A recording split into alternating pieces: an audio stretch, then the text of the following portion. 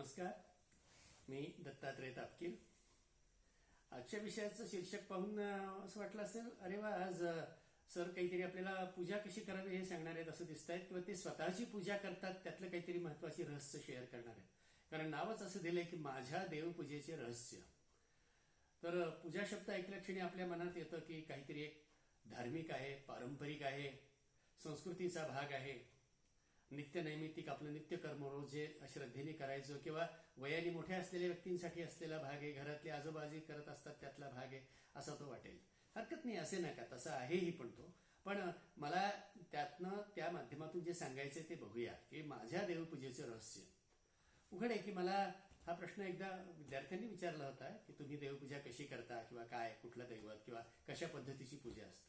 त्यावरून मला वाटलं की आज थोडंसं तुमच्याशी हे शेअर करावं की काय असतं, मी देवपूजा कुठली चांगली समजतो, कुठली श्रेष्ठ समजतो, किंवा मी जी पूजा करण्याचा प्रयत्न करतो तिच्या मागचं रहस्य काय, असं आपण थोडंसं आज बोलणार आहोत.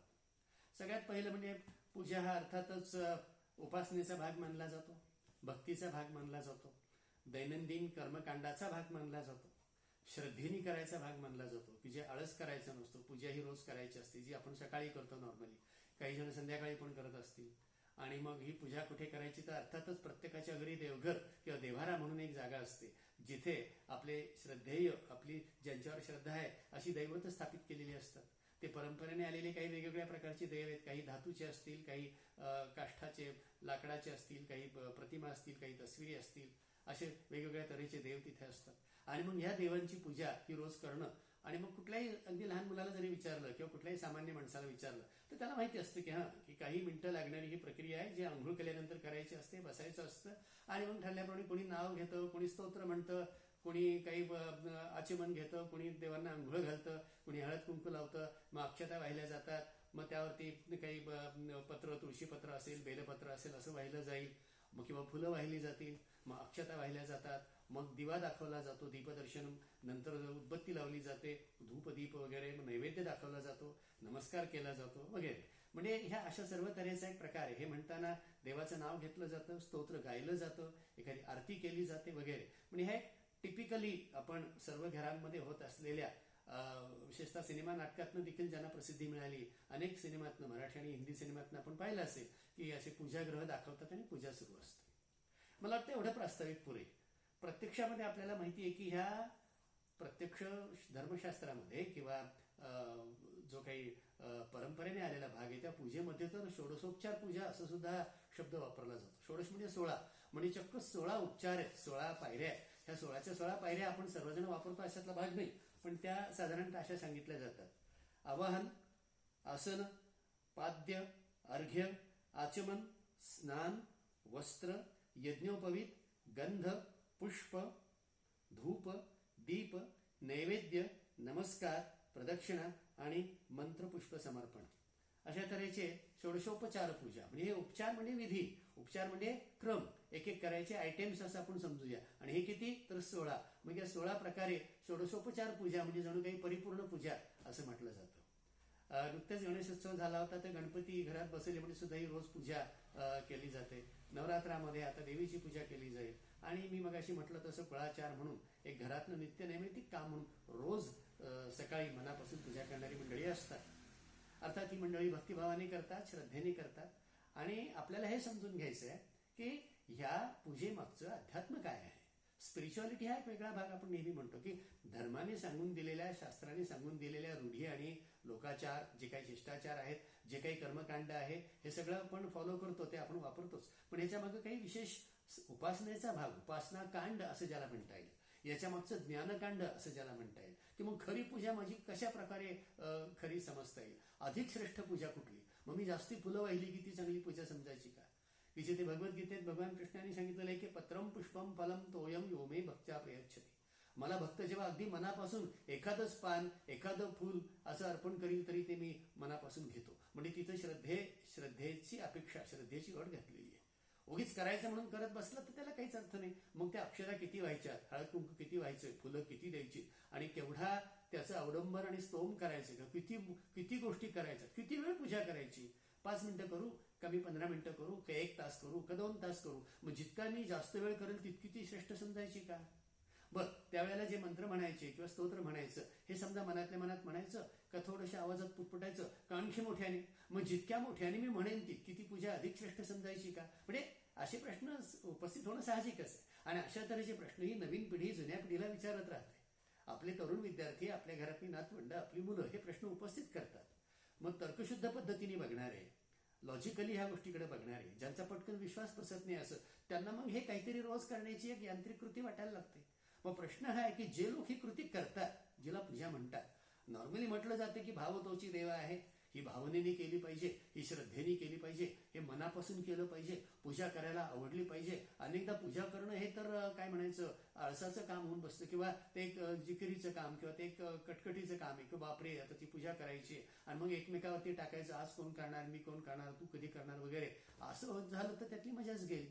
मग ह्या सगळ्या बॅकग्राऊंडनी पाहतानिशी त्याच्या मागे अध्यात्म काय समजून घ्यावं, मग कुठल्या पूजेला श्रेष्ठ पूजा समजावी हा प्रश्न उपस्थित होतोच. मग अनेकदा ह्या तऱ्हेची पूजा जर भावनेने केलीच नाही, श्रद्धेने केलीच नाही, करायची म्हणून केली किंवा आपली चालढकल म्हणून करत राहिली, तर तिच्यातला जे काही आध्यात्मिक फायदे, जे काही लाभ होणार असतील, जे लाभ आपल्या पूर्वजांना अपेक्षित होते, जे साधू संतांना किंवा जे महापुरुषांना अपेक्षित होते, जे आध्यात्मिक साक्षात्कार झालेल्या मंडळींना अपेक्षित होतं की त्या परमेश्वराची भक्ती करताना तुम्हाला जर सगुण रूप आवडतंय, त्याच्या व्यक्तिरूपात त्याच्या प्रतिमेचं पूजन करायला आवडतंय. उलट काही धर्मांमध्ये असं प्रतिमा पूजन मान्य नाहीये. मग प्रार्थनेवर आधारलेल्या धर्मांमध्ये फक्त प्रार्थनाच केली जाते निर्गुण निराकार परमेश्वराची. पण हिंदू धर्मामध्ये निदान ही सोय करून ठेवलेली आहे की ज्याला ज्याला त्याच्या त्याच्या आवडीनुसार परमेश्वराचं आवडतं रूप मूर्ती रूपामध्ये किंवा प्रतिमा रूपामध्ये मनापासून पुजता येतं आणि त्याच्यावर प्रेम करता येतं. म्हणजे भक्ती हा जर प्रेमाचा मार्ग असेल तर ते प्रेम करताना प्रेम दाखवायची काहीतरी संधी लागते, गिफ्ट द्यावंसं वाटतं, काहीतरी करावंसं वाटतं, काहीतरी एक रोजचा सोपस्कर, एक रोजचं काहीतरी आलंबन रोज करायची क्रिया करत राहिल्याने ती भक्ती वाढत जाते आणि एक निष्ठा वाढत जाते, श्रद्धा वाढत जाते, असा भाविकांचा आणि अनुभविकांचा असा पडताळा आहे. त्यामुळं पूजेकडं इतक्या सकारात्मक आणि पॉझिटिव्ह दृष्टीने जरूर बघता येतं की ज्यांना त्यातनं आत्मिक समाधान मिळतं, आनंद वाटतो, श्रद्धा बळकट होते, छान वाटतं, प्रसन्न वाटतं, त्यांच्या पूजेला खरंच आपल्याला सफल पूजा असं म्हणता येईल. पण ज्यांच्यासाठी ती यांत्रिक पूजा बनते, करायची म्हणून ती पूजा बनते, त्यात काही भक्तिभाव राहत नाही, मग ती अनेकदा जसं नव्या पिढीला वाटतं किंवा त्यावर विश्वास नसलेल्या लोकांना वाटतं की ते निरर्थक, कदाचित काहीतरी अर्थशून्य, सेन्सलेस, काहीच त्याला अर्थ नाही. काहींना तर अगदी ते स्टुपिड ऍक्ट वाटतं की काय चाललंय हे, काय करताय पूजा, याच्यामागे काही अर्थ आहे का, याच्यातनं काय साध्य होतंय, याच्यामागे काय सत्य, असं वाटू शकतं. बरं, हे सत्य एखाद्या नव्या पिढीला वाटेल किंवा नास्तिकाला वाटेल, हा भाग जाऊ द्या. पण जेव्हा एक अत्यंत महान संत, जे स्वतः भक्त आहेत, जे स्वतः साक्षात्कारी आहेत, ज्ञानी संत आहेत महाराष्ट्रातले, ते सुद्धा यावरती बोट ठेवतात आणि या सर्वसामान्य माणसांना जे पूजा करताना भक्तिभाव दाखवत नाहीत, पूजेमागचा हेतू ओळखत नाही, खरं अध्यात्म आणि उपासना समजून घेत नाही, केवळ करायची म्हणून पूजा करतात, त्यांच्याकडे बोट दाखवताना चक्क स्वतः संत श्री एकनाथ महाराज काय म्हणतायत बघा अशा पूजेबाबतीत. ते म्हणतायत की काय केलं बाबा, शिळा तांब्याचे बाहुले केले. शिळा म्हणजे दगड, दगडाचं किंवा तांब्याची मूर्ती किंवा कुठल्याही धातूची असेल, त्यांनी किती छान विडंबन केले बघा पूजेबद्दल. शिळा तांब्याचे बाहुले केले, पाठ मांडुनी वरी बैसविले. एक दगड घेतला, दगडाची मूर्ती घेतली, धातूची मूर्ती घेतली, बाहुले, मूर्तीला बाहुले म्हटलंय, परमेश्वराला बाहुले म्हटलंय, नाथ म्हणतायत. लक्षात ठेवा, श्री एकनाथ महाराज म्हणतायत की बाहुली पुजायची हौस आहे, ही बाहुली केली, पाठ मांडुनी वरी बैसवले, पाठावरती ठेवली, वस्त्रालंकारी उंडाळिले, त्याला कपड्यांनी उंडाळून टाकलंय, मना आले ते नाम ठेविले, मग त्या देवतेचं काहीतरी नाव ह्यांनीच ठेवलं, मग शुद्ध पाण्याने प्रक्षाळिले म्हणजे धुतलं, तर शुद्ध पाणी घेऊन ते धुवून टाकलं, नंतर गंध फुलांनी झाकोळिले, झाकळून टाकलं, झाकून टाकलं, तिथं गंध लावलाय, फुलं वाहिली, नंतर धूप दावूनी दीप उजळिले. धूप आणि दीप या दोन्ही गोष्टी दाखवल्या. पुढे अन्न ठेवणी चाळविले, त्याच्यासमोर अन्न ठेवलं, त्यालाच नैवेद्य म्हटलंय. नंतर म्हटलंय की घेरे घेऊनी भोवांडिले, घेरे घेतले, प्रदक्षिणा घेतली, त्याच्या भोवती पेरले, त्याला घेरे घेतले, भोवांडिले, आणि आडवे पणूनी दंडवत केले. उभे होते ते आडवे झाले, हे भक्त आडवे पडतात जमिनीवरती आणि साष्टांग नमस्कार लोटांगण घातलंय त्या बावल्या पुढे. आणि शेवटच्या वेळी नाथ महाराज म्हणतायत, आप पर नाही देखिले एका जनार्दनी ओळखिले. आप पर हा जो अध्यात्मात नाही जे समजून घेण्याची गोष्ट आहे की मी कोण आणि तो कोण, जीव म्हणजे कोण आणि आत्मा म्हणजे कोण, किंवा आत्मा काय आणि परमात्मा काय किंवा तो परमेश्वर काय आणि माझं त्याचं नातं काय हे न ओळखता ह्या तऱ्हेची अर्थशून्य कृती माणसं करतात आणि अशा तऱ्हेचं पूजेचं विडंबन नाथांनी केलंय. तसं पाहिलं तर नाथ हे निर्गुणाचेही उपासक आहेत, सगुणाचे पण आहेत. नाथांच्या घरी देवघर होतं मोठं, नाथांच्या घरी बाळकृष्णाची मूर्ती होती, त्यांच्या घरी सगळे देवदेवता होत्याच, त्या सर्वांची नाथ पण पूजा करायचीच. पण त्यांची पूजा कुठल्या दर्जाची असेल आणि त्यांनीच विडंबन केलेली पूजा आपण कशी करतो याचं फार सुंदर हा इथे फरक आपल्याला दिसून येईल. तर या बाबतीत एक असं म्हणता येईल की मग मग पूजा करायची कुठली, मग उत्तम पूजा कुठली म्हणता येईल. एक फार छान श्लोक माझ्या वचनात आला, तो असा आहे की उत्तमो ब्रह्मसद्भाव ध्यान भावस्तु मध्यमा स्तुतीर जपो धमो भाव बाह्य पूजा धमाधमा. यांनी पूजेच्या उपासनेच्या 4 स्तर सांगितलेले आहेत. ते सांगताना त्यांनी हे उत्तम काय, त्याच्यानंतर मध्यम काय, त्याच्यानंतर कनिष्ठ म्हणजे नीच प्रतीचं काय आणि अगदी आणखी नीच म्हणजे काय, म्हणजे उत्तम, मध्यम, अधम. अधम म्हणजे खालच्या दर्जाचं अधम आणि अधमच्याही खाली असतं अधमाधम. त्यामुळे उत्तम पूजा कुठली, मध्यम पूजा कुठली, अधम पूजा कुठली आणि अधमाधम पूजा कुठली असं सांगितले. काय सांगितले श्लोकामध्ये, उत्तम ब्रह्मसद्भाव, ज्या भक्ताला ब्रह्मसद्भाव किंवा ज्या उपासकात ब्रह्माचा सद्भाव सतत त्याचं मन ब्रह्माशी तदाकार आहे ती उत्तम पूजा. ज्याला मी ब्रह्म आहे असं सारखं जाणवत राहतं किंवा ते जाणवण्याच्या दृष्टीने जो प्रयत्नशील असतो त्याला जो सतत ब्रह्मी, ज्याला आपण ब्रह्मीभूत म्हणतो, ब्रह्मलीन म्हणतो, अनेक शब्द वापरले जातात की त्या सुपर कॉन्शियसची जो कायम एकरूप झालेला आहे ती उत्तम पूजा. उत्तम पूजा. मग ध्यानभाव असतो मध्यमा, ध्यान करणं, ठरवून बसून मांडी घालून विशिष्ट आसन घालून ध्यानाची प्रक्रिया, म्हणजे योगातलं ध्यान असेल किंवा अन्य अनेक प्रकारची ध्यानं आहेत, विपश्यना ध्यान असेल, सर्व तऱ्हेची ध्यान, सगुण ध्यान, निर्गुण ध्यान, पण ध्यान जे आवर्जून करावं लागतं. आधी पहिलं सांगितलं उत्तम ब्रह्मसद्भाव म्हणजे ज्याला मुद्दाम काही करावं लागत नाही, जो सतत त्या भावावस्थेत कायमचा आहे ती उत्तम पूजा. मग मध्यम कशाला म्हटलंय, ध्यान भाव असतो मध्यमा. मग स्तुतीर जपो धमो भाव, अधम पूजा कुठली, खालच्या दर्जाची स्तुती जपो, जिथं परमेश्वराची स्तुती करत बसलाय त्याचा सारखा जप करत बसलाय. याचा अर्थ जप करणं वाईट आहे, हलक्या प्रतीचे असं नाही, तुलनेचा भाग लक्षात घ्या. ध्यान करणं ही आणखी वरची पाहिजे, सतत त्या भावावस्थेत राहणं शक्य होणं ही सगळ्यात वरची पाहिजे.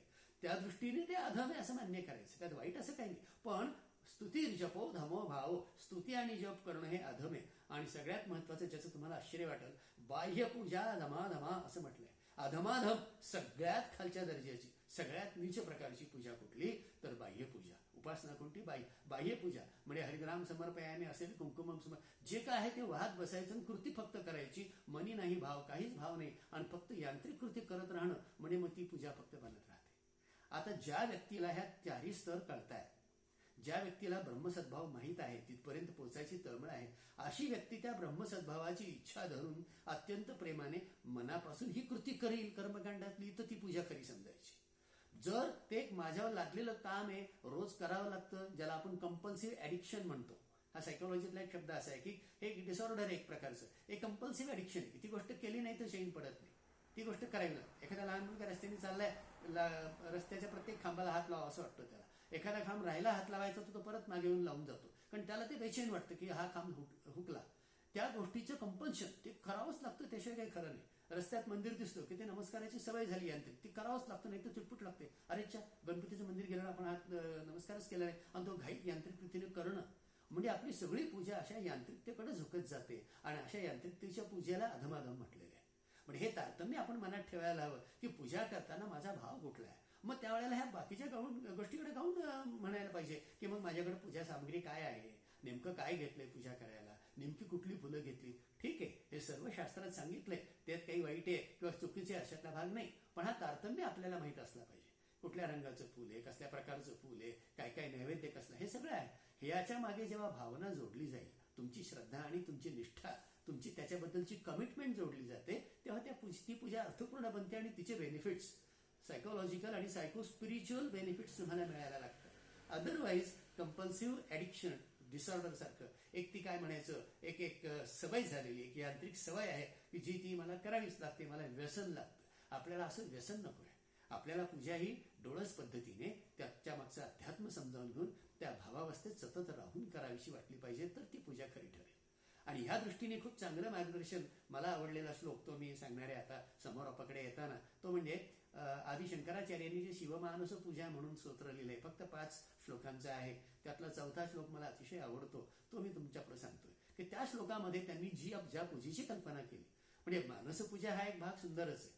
त्यामध्ये गणेशाची मानसपूजा सांगितली जाते, शिव मानसपूजा आहे, अनेक देवतांची मानसपूजा. म्हणजे प्रत्यक्ष तुम्ही देवाऱ्यासमोर बसून त्या खऱ्या देवाला, तिथल्या भौतिक रूपी, वस्तुरूपी किंवा मूर्तिरूपी देवाला काय काय वस्तू व्हायच्या हे तर आहेतच, पण हे काहीही न करता ध्यानासारखं बसून डोळे मिटून त्या दैवताची मूर्ती समोर कल्पायची आणि मनात म्हणायचं की चला हे भगवान शंकरा, तुला मी हे किती 100 बेल तुला वाहतोय, एकही नाहीये बेल हातात, पण मी कल्पना करू शकतो की मनापासून हिरवेगार ताजी तुझे सुंदर बेल हातात घेतलेत मी वाहतोय.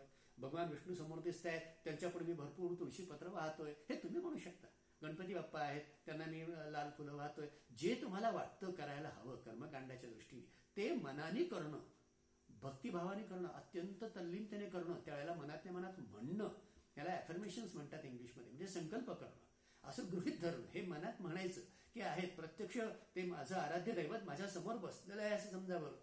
फार अवघड आणि फार गमतीदार, अतिशय विलक्षण गोष्ट आहे ती. आपण हे कधी फीलच करत नाही की प्रत्यक्ष सजीव रूपात ती मूर्ती समोर आहे, जी कुठल्या तरी पौराणिक सिनेमामध्ये आपल्याला किंवा पौराणिक मालिकामध्ये दिसतं की ते झगझगत्या प्रकाशामध्ये ते आराध्य दैवत प्रकट होतं. हे आपल्याला फक्त ट्रिक सीन्स किंवा कॅमेऱ्याने केलेल्या ट्रिक्स बघायची सवय, पण अशी कल्पना करून पहा ना की खरंच ते दैवत तुमच्यासमोर उभं राहिलंय, तर तुम्हाला कुतूहल वाटेल, आश्चर्य वाटेल, भीती वाटेल, समजणार नाही. जितके तुम्ही तल्लीन व्हाल, इतकी इमॅजिनेशन तुमची तीव्र होईल, एवढं व्हिज्युअलायझेशन जेवढं तीव्र होईल, तेवढं ते तुम्हाला अधिक चांगल्या पूजेकडे घेऊन जाईल. आणि मग मनाने तुम्ही द्या ना, मग काही व्हा, तिथे द्यायचं नाहीच आहे काय. बोलाचीच काय म्हणतात, कढीत बोलाचाच भात. तुम्ही बोलायचंय फक्त की मी काय काय वाहतोय, काय काय देतोय, मी जे काही मगाशी सांगितलेले षोडशोपचार सगळे विधी आहेत, हे मी सगळे मनापासून करतोय, असं तुम्ही म्हणायचं आणि समजायचं. ही मानसपूजा, अशी शिवमानसपूजा शंकराचार्यांनी सांगितली. ती सांगताना त्यांनी हे वर्णन केलंय सुरुवातीला की कैलास पर्वत आहे, शंकर महाराज बसलेले आहेत आणि मी काय काय त्यांना अर्पण करतो. पण हे करता करता 4थ्या कडव्यात ते जे येतात ना, मला ते कडवं का आवडतं ते तुम्हाला मी सांगतो की ज्याच्यामध्ये पूर्णतः रूपक केलंय. ते रूपक असं केलेलं आहे की माझं हे भगवान शंकरा, आता इथं शंकराचीच पूजा असं आपल्याला म्हणायचं नाही, त्यांच्या श्लोकात शंकर आले, शिव आलेत म्हणून, अदरवाईज कोणत्याही देवतेबद्दल आपण हे म्हणू शकतो. तर तिथं ते असं म्हणतात की हे ज्या आराध्य देवतेची पूजा करतो ती देवता म्हणजे कोणतं, माझाच आत्मा. मी तर आहे हे उघड आहे, देव आहे का नाही माहित नाही, परमेश्वर आहे का नाही माहित नाही, मी तर आहे. बरं, मी आहे म्हणजे नुसतं शरीर नाही असं पण समजायला लागले. म्हणजे मला काहीतरी मन आहे, मला बुद्धी आहे, मला प्राण आहे, मी श्वास घेतोय, मी चालतोय फिरतोय, मी काय डोळ्याने पाहतोय, कानाने ऐकतोय, तोंडाने खातोय, हाताने काम करतोय, बडबड करतोय, हा तर मी आहेच ना. मग ह्याच्यातच अध्यात्म बघणं, याच्यातच त्या ईश्वरी शक्तीला पाहणं, हे अत्यंत अत्युच्च श्रेष्ठ दर्जाचं रूपक इथे शंकराचार्य मानतायत. आणि तिथं ते असं म्हणतात की माझा आत्मा म्हणून जो आहे, माझं जे अंतर्गत चैतन्य तत्व आहे, तेच जर मी शंकर मानलं तर, तेच माझं आराध्य दैवत मानलं तर, मग मला बुद्धी पण आहे. मग ती बुद्धी त्या दैवताची पत्नी मानली तर, म्हणजे मी जर विष्णू माझे आराध्य असतील तर माझा आत्मा हाच विष्णू, आणि मग माझी बुद्धी ही लक्ष्मी, माझा आत्मा हा राम, माझी बुद्धी ही सीता, माझा आत्मा हा कृष्ण, माझी बुद्धी ही रुक्मिणी. अशा प्रकारे ते रूपक मांडायचं. म्हणजे साहजिक शंकराबाबतीत ते शंकर आणि पार्वती असं होतं. मग परमेश्वराचे काही सहचारी असतात, शंकराचे गण असतात, त्यांची पूजा करायची. मग मला प्राण आहे, मग माझे प्राण हेच ते जसं काय त्या भगवंताचे सेवक आहेत किंवा सहचारी. आणि मग असं रूपक काय काय सुंदर चालतं, तितकं छान आहे की तिथं मी जे बोलतोय, मग स्तोत्र तर वेगळं म्हणायचं नाही, मग मी जे बोलतोय हे जर सगळं स्तोत्र, जे मी बोलतो तोंडातून 24 तास, हे परमेश्वरा ते तुझीच स्तोत्र आहे. याच अर्थाचं टागोरांचं पण गीत आहे की मी जे बोलतो हे तुझ्यासाठीच, माझी बडबड, माझं जे काही बोलणं असेल, हे सर्व बोलणं, त्यात काहीही अर्थ असला, कुठल्याही हेतूसाठी असलं तरी अंतिमतः हे परमेश्वरा ती तुझ्या स्तुतीसाठी गायली गेलेली स्तोत्र आहे. माझं फिरणं आणि भटकणं ही तुझ्यासाठी केलेली प्रदक्षिणा आहे असं समज. मग माझे जे प्राण आहेत हे तर तुझे सहचारी आहेत असं समज. ह्या तऱ्हेचं रूपक हे आपल्या पुढे येत राहतं. इतकंच काय, तर झोप ही किती नॅचरल गोष्ट आहे. मी झोपतो, रोज झोपतो, आणि झोप आपल्याला हवीच असते. तर ही माझी झोप सुद्धा समाधीचं प्रतीक मानलंय. ही झोप सुद्धा माझी समाधी आहे. जर उपासनेमध्ये समाधीला म्हणतोय, ती झोपच माझी समाधी समजूया. त्यामुळे माझं चालणं हे तुझी प्रदक्षिणा समजे. मी चालतो ही तुझी प्रदक्षिणा, मी बोलतो ही तुझी स्तोत्र, माझी झोप ही तुझी समाधी. इतकंच काय, मी जे काम करतो ते हे सगळं तुझी आराधना आहे. बरं, मी खातो, पितो, बघतो, उपभोग घेतो, माझ्या इंद्रियांचे उपभोग आहेत. माझ्या पंचेंद्रियातनं जे काही मी आनंद लुटतोय हे सगळे उपभोग म्हणजे तुझी पूजाच आहे हे परमेश्वरा. हे अत्युच्च दर्जाचं रूप ही सर्वश्रेष्ठ पूजा ठरू शकते. आणि तो श्लोक ज्याबद्दल मी आता जवळजवळ त्याचा अर्थच सांगितला, तो श्लोक असा आहे शिवमानस मधला की आत्मा त्वम गिरिजामती. आत्मा तू आत्मा, माझा आत्मा तो तूच आहेस. गिरिजामती, गिरिजा म्हणजे पार्वती, माझी बुद्धी ती पार्वतीच आहे. सहचराः प्राणाः, सहचरी तुझे सहचरी का गण कोण, तर माझे प्राण. पंचप्राण अशी आपल्याकडे कल्पना आहे. प्राण, अपान, व्यान, उदान आणि समान. तसेच पंच उपप्राण सुद्धा आहेत. आपण या सगळ्या प्राणांना गण समजूया. हे प्राण आपले सहकारी आहेत, त्यांचं अस्तित्व आहे आपल्यामध्ये. आयुर्वेदामध्ये या प्राणांचं स्थान सांगितलंय, त्यांची कार्य सांगितली. फार सुंदर हा सगळा विषय मांडला गेलाय पंचकरणातून. हे सगळे प्राण जे माझ्या बरोबर राहत आहेत, हे 5 प्राण, हे 10 उपप्राण मिळून हे जणू काही तुझे सहकारी आहेत, तुझे सहचरी आहेत. शरीरम गृहम, माझं शरीर हेच गृह किंवा मंदिर. परमेश्वराचं गृह म्हणजे मंदिर. आणि मग आपल्या अभंगात म्हटलं जे की देह पंढरी आत्मा हा विठ्ठल, तेच रूपक आहे की माझा देह हीच पंढरी, त्याच्यातला आत्मा आहे तोच तू विठ्ठल तू आहेस. तर आणि म्हणजे प्राणम शरीरम ब्रह्म, पूजा ते विषयोपभोग रचना. पूजा कुठली, मी पूजा करतो म्हणजे काय करतो, वेगळी पूजा करावी लागत नाही. मी जे खातो पितो बोलतो, जो काही उपभोग करतो इंद्रियांचा, हा इतका विवेकपूर्ण, इतक्या तल्लीनतेने, इतकं तुझ्याशी कृतज्ञ राहून घेतोय की ती तुझी पूजाच ठरते. त्याच्याच बरोबर निद्रा समाधी स्थिती. निद्रा, मी जी झोपतो ही समाधी स्थिती आहे. संचार पदयो प्रदक्षिणाविधी, मी जो संचार करतो पायांनी, हा तुझा प्रदक्षिणा आहे. स्तोत्र आणि सर्वागिरो, माझे सगळं बोलणं ही तुझी स्तोत्र आहे. आणि मग शेवटी असं म्हटलंय यद यद कर्म करोमी तत् अखिलम, जे जे मी काम करतो तत् म्हणजे ते, अखिलम सर्व, शंभो तव आराधनम, ही तुझी आराधना आहे. त्यामुळे आत्मा त्वं गिरिजामती, सहचराः प्राणाः शरीरम गृहम, पूजा ते विषयोपभोग रचना, निद्रा समाधी स्थिती, संचार पदयो प्रदक्षिणाविधी, स्तोत्राणि सर्वागिरो, यद्यद कर्म करोमि तत् अखिलम शंभो तवाराधनम. ही सर्वोच्च प्रकारची पूजा ठरते. तर माझी अशी इच्छा आहे मित्रांनो की आपण सगळ्यांनी ह्या तऱ्हेच्या पूजेचं रहस्य ध्यानी घ्यावं. जे मला ध्यानी घ्यावं असं वाटतंय, जो प्रयत्न मी माझ्या जीवनामध्ये करतोय, तोही आपण करत राहावा. यात कुठेही आपल्या नेहमीच्या आपण करत असलेल्या पूजेची टीका नाहीये. खुद्द नाथांनी सुद्धा विडंबन केले एवढ्याचसाठी की तुम्ही डोळे उघडे ठेवून पूजा करायची. अंधश्रद्धेने किंवा यांत्रिकतेने खोटी खोटी नकली बोगस पूजा न करता ती खरी पूजा करावी. तिथं प्रत्यक्ष खरंच परमात्मा दिसावा. मग तो तुम्हाला दगडात दिसेल, मूर्तीत दिसेल, सगळीकडे दिसेलच. पण तुमच्या जीवनभर, आपल्या संपूर्ण जीवन जागेपणी आणि झोपेत सुद्धा ज्या वेळेला हा भाव आपल्या मनात राहील की माझ्या सर्व क्रिया, माझ्या प्राण, माझी बुद्धी, माझं अस्तित्व, माझं बोलणं आणि माझं चालणं ही सगळीच परमेश्वराची उपासना बनून जाते, ती सर्वोच्च पूजा. आणि हेच ते मला सांगायचं होतं माझ्या आणि तुमच्याही खऱ्या पूजेचं रहस्य. धन्यवाद.